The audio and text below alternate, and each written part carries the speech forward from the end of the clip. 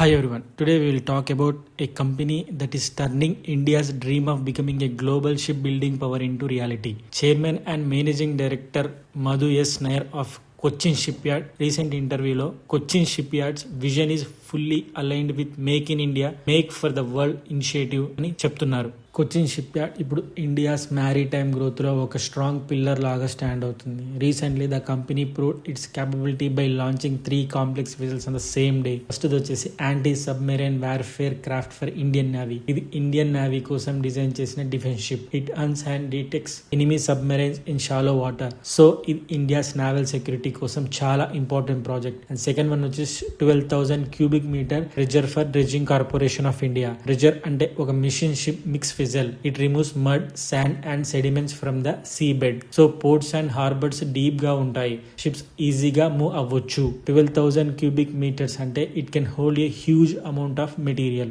Third one వచ్చేసి commissioning service offshore vessel for global wind forms.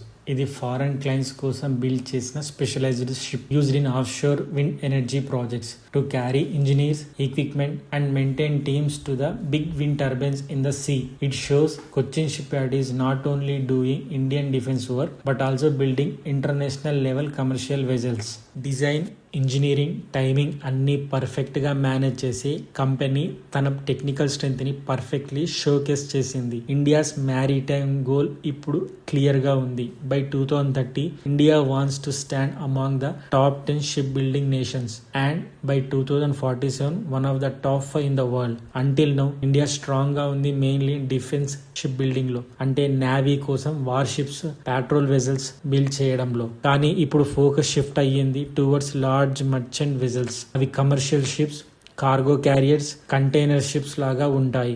And ఈ segment ని ఇప్పుడు China, south Korea, Japan dominate చేస్తున్నాయి. ఇప్పుడు ఇండియాస్ నెక్స్ట్ మిషన్ క్లియర్ గా ఉంది, to transform from A defence ship builder into a global commercial ship building power.